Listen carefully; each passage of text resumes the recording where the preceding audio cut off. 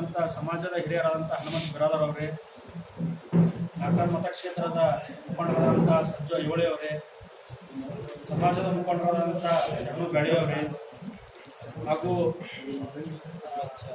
ಉಮೇಶಣ್ಣ ಕಾರಜೋಳ ಅವರೇ, ಅಯ್ಯಪ್ಪಣ್ಣ ದೊಡ್ಡಮನಿ ಅವರೇ ಹಾಗೂ ಪರಶುರಾಮ್ ರೋಣೆಲ್ ಅವರು ಕೂಡ ಬರಬೇಕು. ಈ Sai garden Itagi petrol pump ಹತ್ತಿರ ಈ ಸಮಾಜದ ಸಮಾವೇಶವನ್ನು ಹಮ್ಮಿಕೊಳ್ಳಲಾಗಿದೆ. ಆದ ಕಾರಣ ಇಡೀ ನಮ್ಮ ಸಮಾಜ ಕುಲಬಾಂಧವರು ಆ ಕಾರ್ಯಕ್ರಮಕ್ಕೆ ಯಶಸ್ವಿ ತರಲು ತಮ್ಮ ಮುಖಾಂತರ ವಿನಂತಿಸಿಕೊಳ್ಳುತ್ತಾರೆ.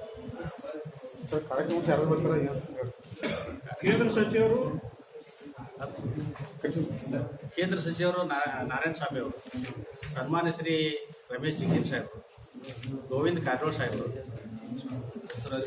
ಬಸವರಾಜ ಬತ್ತಿವಳ್ಳಿ ಅವರು, ಬತ್ತಿಮಡು, ಬಸವರಾಜ ದೊಡ್ಡೇಶ್ವರು, ಮುಖ್ಯವಾಗಿ ನಮ್ಮ ಚೆನ್ನೈ ಗುರುಪೀಠ ಮಾದರ ಚೆನ್ನೈ ಸ್ವಾಮೀಜಿಗಳು ಮುಖ್ಯವಾಗಿ ಅವರು ಬರ್ತಾ ಇದ್ದಾರೆ. ಜನ ಅವತ್ತಿನ ಕಾರ್ಯಕ್ರಮ ಉಪಸ್ಥಿತರಿರ್ತಾರೆ. ನಮ್ಮ ಮಹಾಶಿವಶರಣ ಮಾದಾರ್ ಚೆನ್ನೈ ಗುರುಪೀಠದ ಮಾದಾರ್ ಚೆನ್ನೈನವರು ಬರ್ತಾ ಇದ್ದಾರೆ. ಕೇಂದ್ರ ಸಚಿವರು ಎ ನಾರಾಯಣ ಸ್ವಾಮಿ ಅವರು ಬರ್ತಾ ಇದ್ದಾರೆ. ನಮ್ಮ ನೆಚ್ಚಿನ ನಾಯಕರಾದ ಜಿಲ್ಲೆಯ ಸಂಸದರಾದ ರಮೇಶ್ ಜಿಗಜಿಣಗಿ ಸಾಹೇಬರು, ಗೋವಿಂದ ಕಾರಜೋಳ ಸಾಹೇಬರು, ಆಮೇಲೆ ದುರ್ಯೋಧನ ಐಹೊಳೆ ಸಾಹೇಬ್ರಿ, ಬಸವರಾಜ ಮತ್ತಿಮಡು, ಇನ್ನೊಬ್ರು ಬಸವರಾಜ ದಡೇಶ್ವರು, ಇವರೆಲ್ಲ ನಮ್ಮ ನಾಯಕರು ಬರ್ತಾ ಇದ್ದಾರೆ.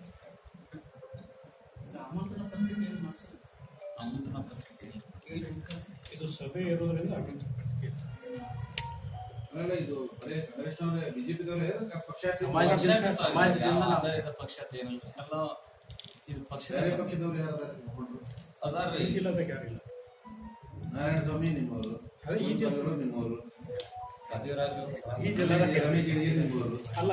ಇದು ರಾಜ್ಯಾದ್ಯಂತ 30 ಜಿಲ್ಲೆಗಳೇ ಆಗ್ತದೆ. ಅಲ್ಲೆಲ್ಲಿ ಅವರು ಅಲ್ಲೆಲ್ಲ ಜೋಡಿಸ್ಕೊತಾರೆ. ಅಲ್ಲ, ಬಿಜಾಪುರ ಜಿಲ್ಲೆ ಒಬ್ಬರು ಕಾಂಗ್ರೆಸ್ ಪಕ್ಷಾತೀತವಾಗಿ ಅನಿಸೋದಿಲ್ಲ. ಬಿಜೆಪಿ ಕಾರ್ಯಕ್ರಮ ಎಲ್ಲರೂ ಬರ್ತಾರೆ. ಈ ಸಮಾಜಕ್ಕಾಗಿ ಹೋರಾಟ ಇದ್ರೆ ಸಮಾಜ ಮೀಸಲಾತಿ ಸಮಾಜದಲ್ಲಿ ಡಿಮಾಂಡ್ ಪಾರ್ಲಿಮೆಂಟ್ ಎಲೆಕ್ಷನ್ ಯಾವುದೇನು ಇಲ್ಲರಿ ಅದು ರಾಜಕಾರಣಕ್ಕೆ ಈ ಸಂಘಟನೆ ಕೆಲಸ ಮೊದಲ ನಾವು ಸಂಘಟನೆ ನಮ್ಗೆ ಮೀಸಲಾತಿ ಬೇಕು ಅನ್ನೋದೇ ನಮ್ದು. ಸುಮಾರು 30 ವರ್ಷದಿಂದ ಹೋರಾಟ ಮಾಡತ್ತಿದ್ರು. ಅದೇನೋ ನರೇಂದ್ರ ಮೋದಿ ಅವರು ಒಂದು ಆಶ್ವಾಸನೆ ಕೊಟ್ಟೋದ್ರಿಂದ ಮತ್ತು ಈಗಾಗಲೇ ಅಲ್ಲೊಂದು ಕೇಂದ್ರ ಸರ್ಕಾರದಾಗ ಒಂದು ಉಪಸಮಿತಿಯನ್ನು ಮಾಡಿ ಅದನ್ನ ಇಂಪ್ಲಿಮೆಂಟ್ ಮಾಡೋದ್ರ ಮುಖಾಂತರ ಒಂದು ಭರವಸೆಯನ್ನು ಹುಟ್ಟಿಸ್ಯಾರ ನಮ್ಗೆ. ಹಂಗಾಗಿ ಆ ಭರವಸೆದಿಂದ ಏನೋ ಮಾಡೇ ಮಾಡ್ತಾರಪ್ಪ ಅನ್ನೋ ಒಂದು ನಿರೀಕ್ಷೆ ಇಟ್ಕೊಂಡು ನಾಳೆ ಬರೋದು ಜನವರಿ 17ನೇ ತಾರೀಕು ಅದ್ರ ತೀರ್ತದೆ. ಹಂಗಾಗಿ ಏನೋ ಒಂದು ಆಗ್ತಿತ್ತು ಅನ್ನೋ ಒಂದು ಆಸೆ ಇಟ್ಕೊಂಡು ಈ ಸಮಾವೇಶ ಮಾಡತ್ತಿದ್ದು. ಇದು ಮೀಸಲಾತಿ ವರ್ಗೀಕರಣ ಆದ್ರೆ ಅದು ವಿಜಯೋತ್ಸವ ಮಾಡ್ತೀವಿ, ಒಂದ್ ವೇಳೆ ಆಗದೆ ಇದ್ರೂ ಮುಂದೆ ಹೋರಾಟ ಮಾಡ್ಕೊಬೇಕಾಗ್ತೈತಿ. ಅದ್ರ ರೀತಿ ಈಗಾಗಲೇ 30 ವರ್ಷ ಮಾಡ್ಕೊತ ಬಂದ್ರೆ ಅದನ್ನೇ ಕಂಟಿನ್ಯೂ ಮಾಡ್ಬೇಕು. ಮೀಸಲಾತಿ ಕೊಡ್ಬೇಕಂದ್ರೆ ಒಂದು ಹೇಳ್ತಾರೆ, ಮೊದಲು ಕಾಸ್ಟ್ ಸೆನ್ಸರ್ ಆಗಬೇಕು, ಜಾತಿವಾರ ಗಣತಿ ಆಗ್ಬೇಕು. ಅವಾಗ ಅವ್ರು ಯಾವ್ಯಾವ ಜಾತಿ ಹೆಚ್ಚಿದಾರ ಆ ಮೀಸಲಾತಿ ಕೊಡಕ್ ಸಾಧ್ಯ ಆಗ್ತದೆ. ಈಗಾಗಲೇ ಬಿಜೆಪಿಯವರು smart box internal reservation cost sensor ವಿರೋಧ ಮಾಡ್ಕೊಂಡು ಬರ್ತಾರೆ. ಕೇಂದ್ರದಲ್ಲೂ ವಿರೋಧ ಮಾಡ್ಕೊಂಡ್ಬಿಟ್ರೆ ಅದ್ರ ರಾಜ್ಯ ಸರ್ಕಾರದಿಂದ ಬಂದಿರುವಂತ ಕಾಸ್ಟ್ ಸೆನ್ಸಸ್ ಇನ್ನೂ ತನಕ ಹೊರಗೂ ಬಂದಿಲ್ಲ. ರಾಜ್ಯ ಸರ್ಕಾರ ಮಾಡಿದ್ರು. ನೀವು ಕಾಸ್ಟ್ ಸೆನ್ಸಸ್ ಇಲ್ಲಾರ್ದೇನೆ ನೀವು ಕೇಳಿದ್ರು ತಪ್ಪಾಗುದಿಲ್ಲ. ಎಷ್ಟು ಜನ ಗೊತ್ತಾಗ್ಬೇಕಲ್ಲ. ಸರ್, ಬಿಜೆಪಿದು ಯಾರು ವಿರೋಧ ಮಾಡ್ಕೊಂಡು ಬಂದಿಲ್ಲ. 2011 ಸರ್, 2011 ಕೇಂದ್ರದ ಬಿಜೆಪಿಯವರೇ ವಿರೋಧ ಮಾಡಿದ್ರು ಸರ್. ಒಂದ್ಬಿಟ್ಟು 2011ರಾಗ ಇದೇ ಯಡಿಯೂರಪ್ಪನವರು ಈ ಸಮಾಜದ ಗಣತಿ ಆಗಲಿ ಅಂತ ಹೇಳಿ ದುಡ್ಡು ಕೊಟ್ಟರೆ ಅದ್ರ ಗಣತಿ ಮಾಡ್ಸಕಷ್ಟು ಯಡಿಯೂರಪ್ಪ ಸಂಸತ್ ಪ್ರಕಾರ ಇದು ಮಾಡಿದೆ. ಈಗ ರಾಷ್ಟ್ರ ಮಟ್ಟದಲ್ಲಿ ಆಗ್ಬೇಕಂತ ಆಗಿಲ್ಲ, ಅದಕ್ಕೆ ಯಾವ್ದು ಬರುವುದಿಲ್ಲ. ರಾಷ್ಟ್ರ ಮಟ್ಟದಲ್ಲಿ ಸೆನ್ಸಸ್ ಆದ್ರೆ ಕನಿಷ್ಠ ಯಾವ ಜಾತಿ ಜನಾಂಗ ಎಷ್ಟದ ಆ ಪ್ರಕಾರ ಅವ್ರು ಮೀಸಲಾತಿ ಕೊಡಕ್ಕೆ ಅನುಕೂಲ ಆಗುದಿಲ್ಲ. ಅದ್ರ ಪ್ರಕಾರ ಈಗ 22 ರಾಜ್ಯಗಳಲ್ಲಿ ಇದು ನಡೆದು ಒಂದಿಷ್ಟು ಮಂದಿ ಪರ ಅದ, ಒಂದಿಷ್ಟು ಮಂದಿ ವಿರೋಧ ಅದಾರ.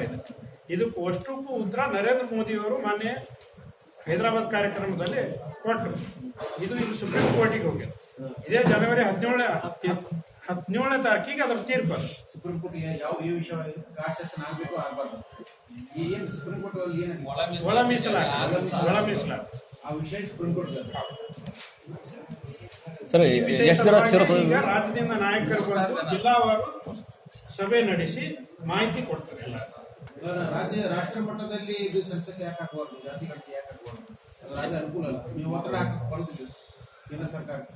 ನಿಮ್ದೇ ಇಲ್ಲ ಸರ್ಕಾರ. ಭಾರತ ಸರ್ಕಾರದಾಗ ನಮ್ಮ ಭಾರತ ದೇಶದಾಗ ಈಗ ಏನಾಗ್ಬಿಟ್ಟಿತ್ತು ಅಂದ್ರೆ ರೀ 22 ರಾಜ್ಯದವ್ರು ಇದಕ್ಕೆ ಸಪೋರ್ಟ್ ಅದ ರೀ 8 ರಾಜ್ಯದವ್ರು ಬೇಕಂತೂ ಕೇಳಿಲ್ಲ ಬ್ಯಾಡಂತೂ ಕೇಳಿಲ್ರಿ. ಹಂಗಾಗಿ ಸ್ವಲ್ಪ ಇದು ಸ್ಲೋ ಆಗಿತ್ತು. ಇವಾಗ ಏನೈತಿ ಎಲ್ಲಾರು ಸ್ವಲ್ಪ ಅದು ಅವೇರ್ನೆಸ್ ನೋಡೋದ್ರಿಂದ ನಮ್ಮ ಮಾಧ್ಯಮದವ್ರ ಮುಖಾಂತರ ಇದೆಲ್ಲ ನೋಡೋದ್ರಿಂದ ಅವ್ರಿಗೆ ಅವೇರ್ನೆಸ್ ಬಂದು ಈಗ ಎಲ್ಲಾರು ಬೇಳತ್ತಾರ ಈಗ. ಹಂಗಾಗಿ ಈಗ ತಟಸ್ಥನ್ಯಾಗ ಇದಾರೆ ಅವರು ಹೋರಾಟ ಮಾಡ್ತೀವಿ ಅಂತ ಹೇಳ್ಯಾರ್ರಿ. ಆದ್ರೆ ಈಗಿನ ಏನ್ರಿ ನಾಳೆ 17 ತಾರೀಕು ಮೀಸಲಾತಿ ವರ್ಗೀಕರಣ ಮಾಡ್ಬೇಕಂತ ಹೋರಾಟ ಮಾಡೋ ಅವಶ್ಯಕತೆ ಇರ್ತದೆ. ಒಂದ್ ವೇಳೆ ಆಗದೆ ಇದ್ರೆ ಹೋರಾಟ ಮಾಡ್ಬೇಕಾಗ್ತೈತಿ. ಅವರು ನಮ್ಮ ಜೊತೆ ಕೈ